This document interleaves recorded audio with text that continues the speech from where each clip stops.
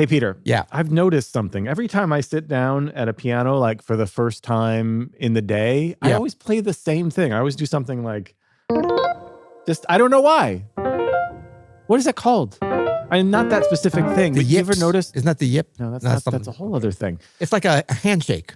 Like a handshake. Yeah. What's up? You're handshaking with the instrument, you know. But do you have a thing that every time you sit down, you do the same thing? Well, I thought I did something like that, but I think I was just hearing you do that. Sometimes I'll do a little fourthy thing or like, kind of assert my blues presence. You assert your blues presence. I've heard other musicians, though. Our friend Bjorn, he plays the same thing on the cello every time. Something like it's a comfort. It's like a comfort food, kind of comfort zone. Put the instrument in your hands for the first time. I don't know. Sometimes I do this.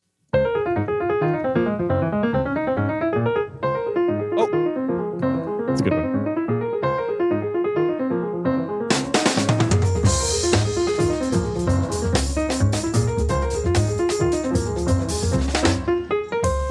I'm Adam Manis. And I'm Peter Martin. And you're listening to the You'll Hear It podcast. Music Explored.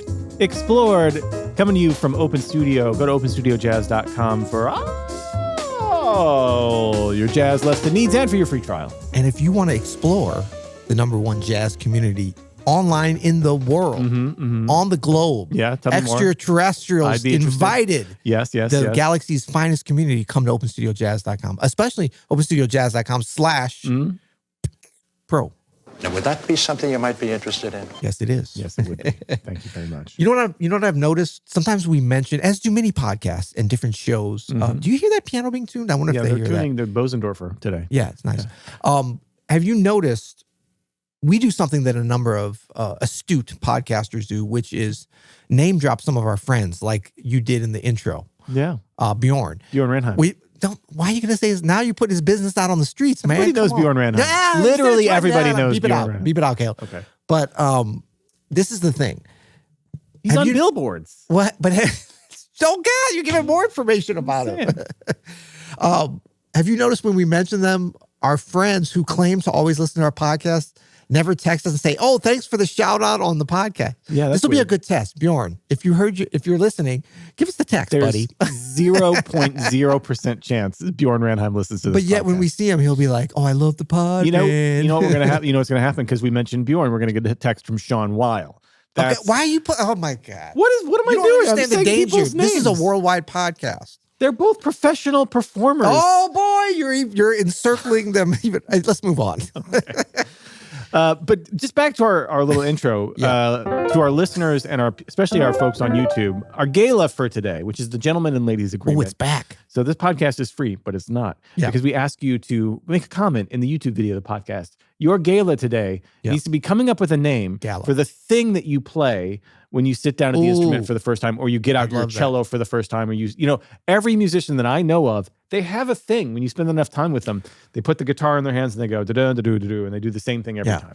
I don't know anybody that does that, but it's like that. Yeah. It's like that. That's what could that be? You said a musical handshake. I like that. I like that. But our listeners can do better. Give us something that's better to call that than a yip or a handshake. Yeah. I'll tell you what else is a nice thing that musicians play, Peter, is triads. How about that segue?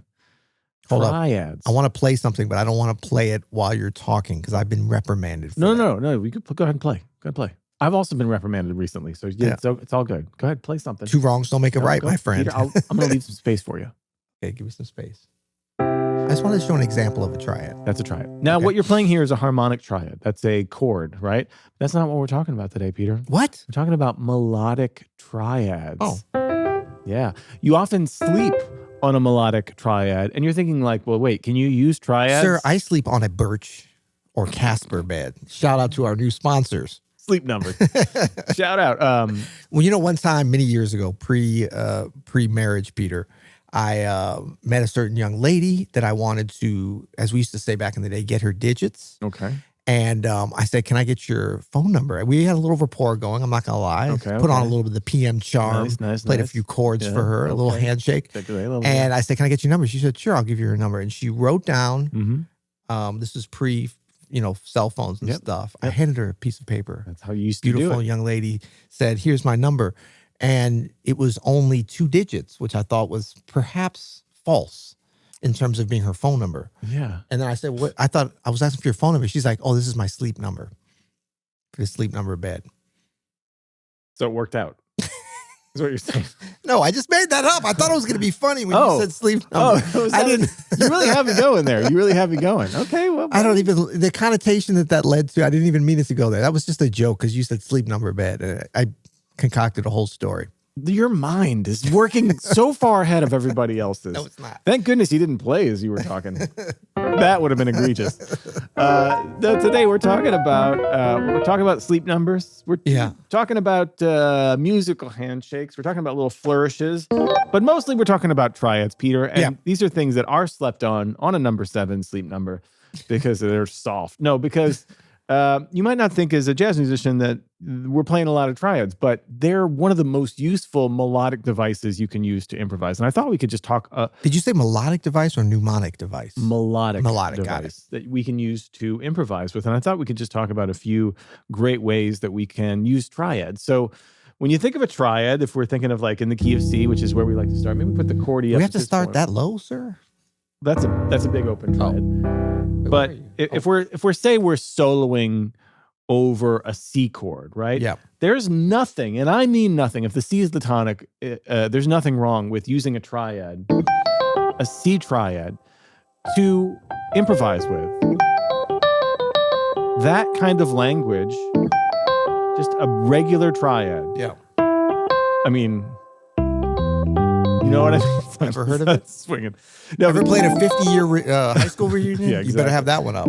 But this triad, we just played on Thursday. We did Ahmad Jamal's But Not For Me live at Pershing. Ooh, some great triadic melodic playing there. But these like triadic moments. So that's what we call a triad plus one. C triad, C triad, C triad plus one extra note. But all based around the C triad, right? This is from the But Not For Me.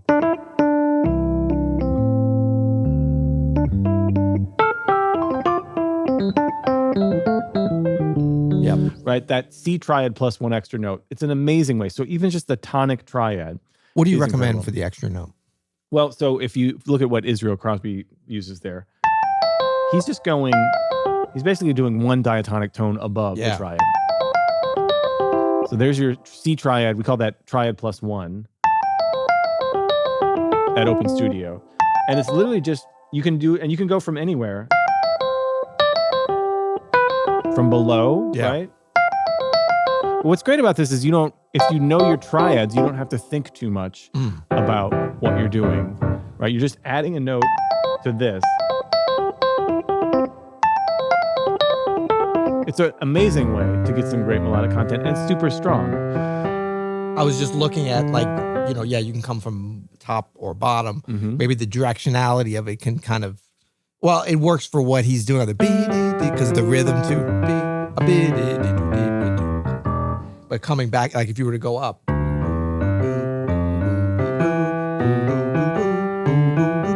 It sounds amazing. Yeah. It sounds amazing. And then, Peter, we can take that one step further. And Barry Harris talks about using the triad from the fifth. So what if we did the same thing on a G triad, right? Major 7, baby. All in the key of C. Right? So just adding one note to this G triad. Yeah. Now the notes of a G triad, and we're talking about over a C chord, right? So you got the fifth, the major 7th, and the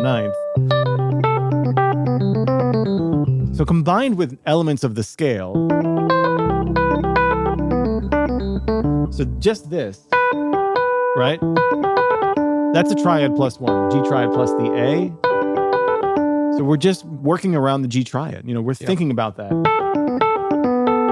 Triad plus one, B, D, and G. That's that G triad plus that A, right? Same Israel Crosby line from But Not For Me, right? It works so well. Yeah. And so using this triad, it gives you and it gives your audience a familiar shape that they know, that their ear knows really well. And so if you want that big, open, airy major sound, that G triad works great. One more triad on a major chord that sounds really good is for a sharp 11 sound. The D. Can I just throw in one thing before you go on to this one? Because I think if you're thinking this affects the harmony, of course, where these are melodic way to use these triads.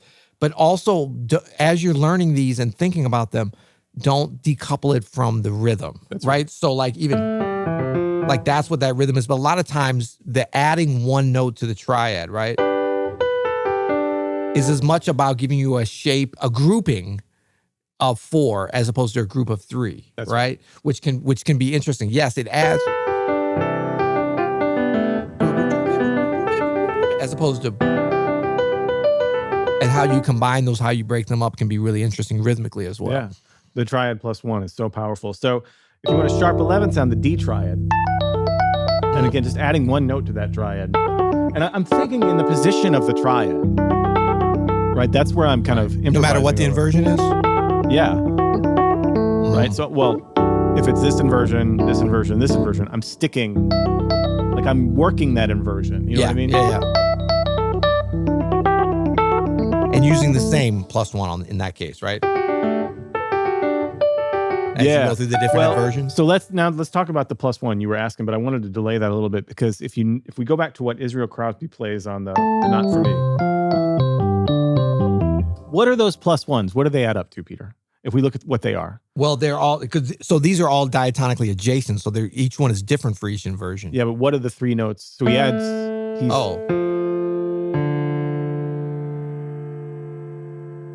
It's those 3. And what is that?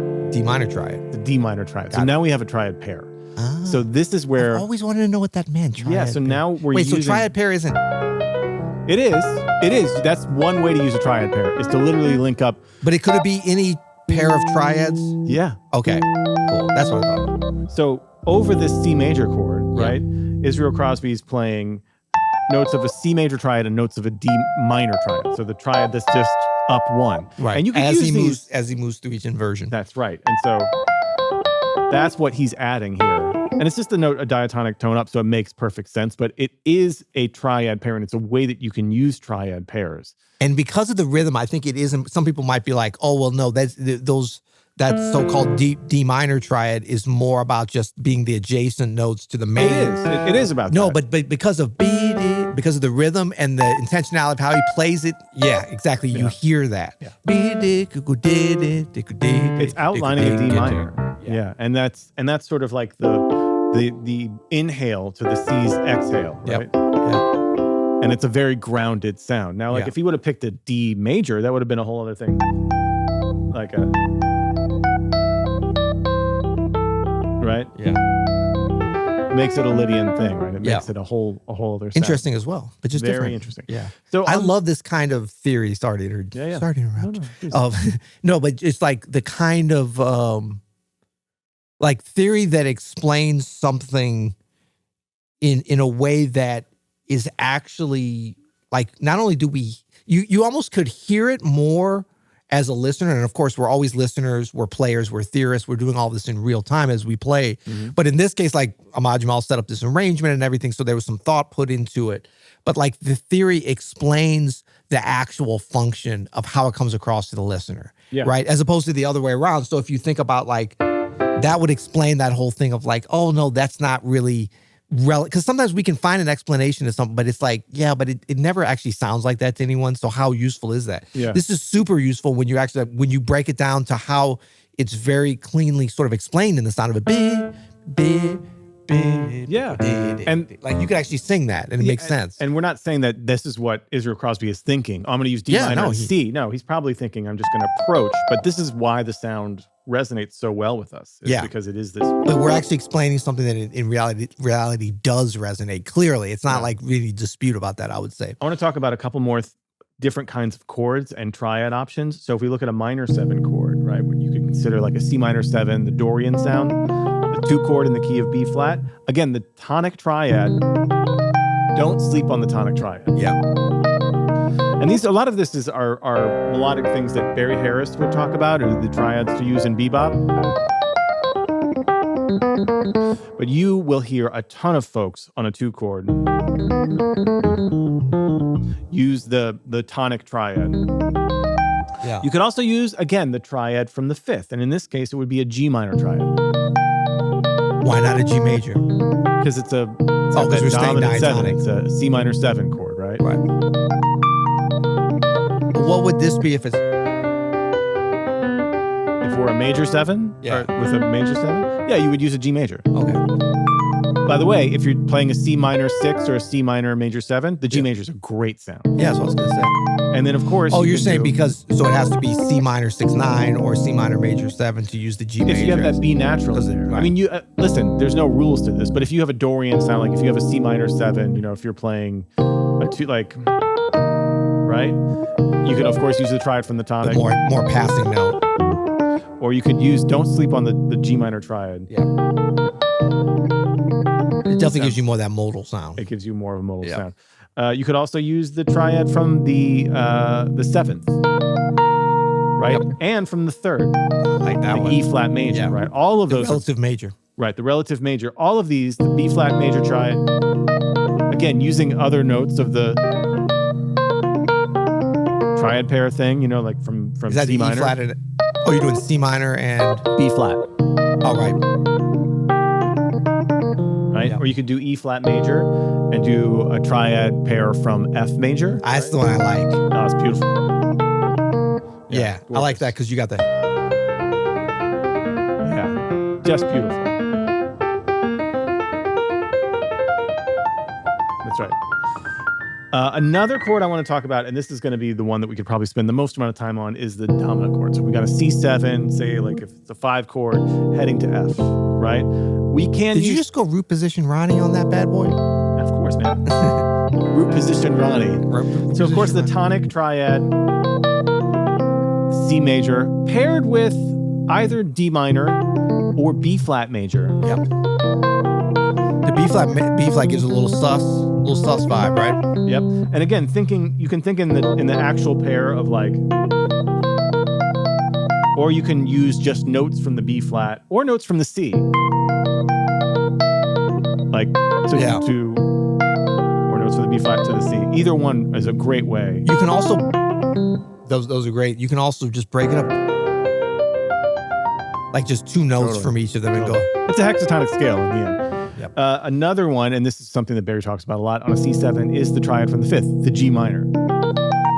Now this gets us, this is so important, Peter, this G minor triad. If you just play a C and an E, and you arpeggiate this G minor triad, all of a sudden you sound a lot like Debussy Ravel. Yeah. You sound like a French person. Dominant 9th much? It is the sound of the 9th, right? Yeah, why is that? It's just that shape. It's so magical. The triad from the 5th, the G minor triad over a C7. And really you just need just the C chord. And this gives you the 5th, 7th, and the 9th. And it's just beautiful. It's a dominant 9th, and it's very evocative of, there's the implication if you slide to the B flat triad to get up that sus, but just that, especially this, Debussy loved and I know I'm taking one of the triads away, without the 5th, without the G. Never heard of beautiful. Gorgeous. It's 4 notes. Another option on a C7 chord, especially if you have a flat 9, the A major triad. Nice. It's an amazing thing to improvise if you have.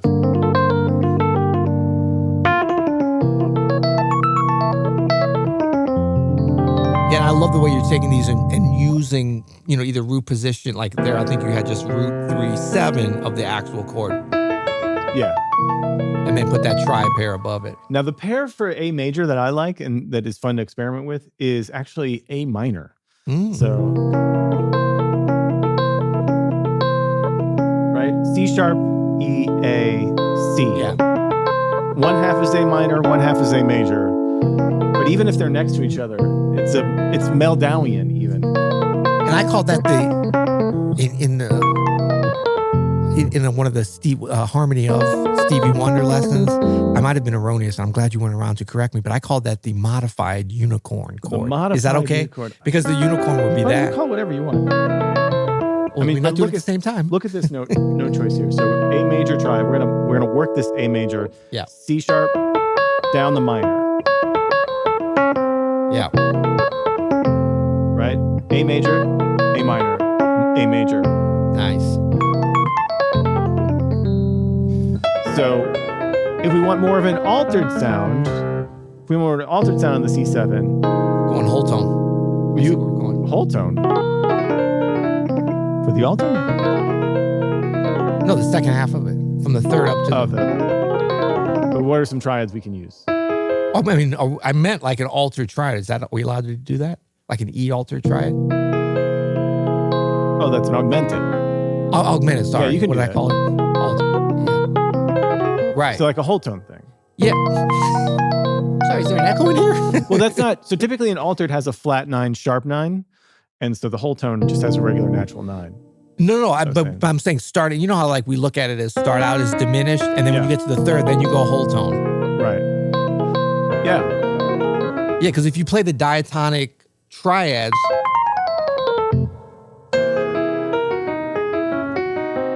right? For the altered? Yeah. Well, it depends on where you start. I was going to suggest for the altered, and this is like a typical one, is A flat and G flat. Oh, okay, yeah. Right, it gets all of the notes of the altered scale except for the like A flat, G flat. Yeah, A flat major, G flat major. Yeah.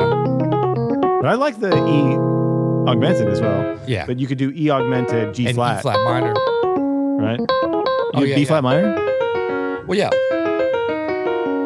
Oh yeah. No, but the G flat's better. Let's not play at the same time. E. So you got E. You got E augmented triad. Yeah. And G flat. Yeah, and either one of those will work. A flat major and G flat, or E augmented, which is just one note difference. Yeah. And this look like everything. The your mileage may vary is based upon how it sounds to you. I mean, how it sounds in terms of like maybe kind of traditionally within say bebop. You know, you can kind of be like, oh yeah, that works or whatever. But some of these things, just a little bit of like change, say between, that's from the E augmented triad to the E flat minor versus the E augmented to the G flat major. Yeah. Or really even, I know you're not supposed to do the E, but it could be fun too. Super fun. Yeah. So let's talk about one more chord, and this is a little bit of a bonus. Bonus Jonas. A little surprise. So maybe a C diminished, and you might think, oh, well, I'll just do the C diminished triad. You can actually do a major triad that's even more effective for C diminished. Oh, I already know it. What? C.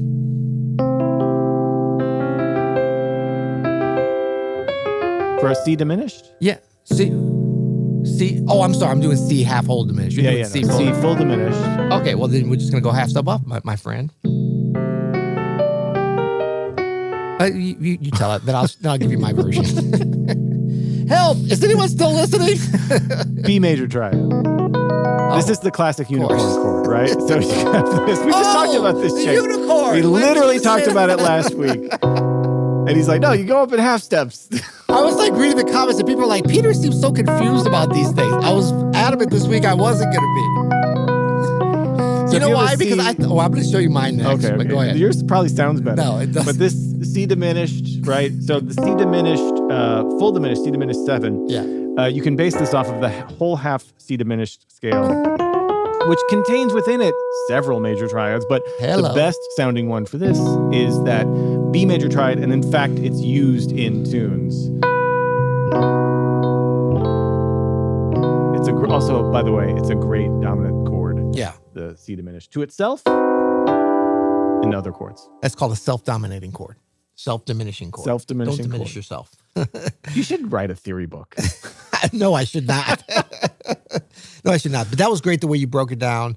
And I would like to remind people of something. Okay. If you made it this far into the podcast, God bless you. You need to make a bespoke post, and it's called the GALA. It's called the GALA. It's called whatever you want to call it.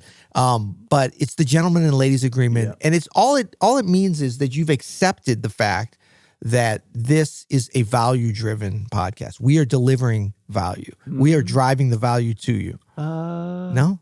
Are you doubting it? Well, no. Yeah. So, and all we ask in return is that you like, subscribe, go to the YouTube, even if you're listening. In fact, we're glad if you're listening. If we're all up in your eardrums still, we are excited about that. But please go to the YouTube channel, even if you don't watch us on YouTube, subscribe to it. Search on YouTube, youtube.com. You'll hear it. No, when you see our friendly faces. They know the .com part. They do. Do not go to youtube.net. That's a scary place. Don't even try it.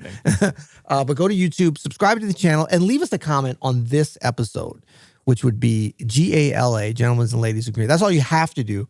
But then, no, we asked, was that this episode? We were asking for some information. That was last episode. Okay. We'll listen to that episode and do that. Until next time. You'll hear it. Woof.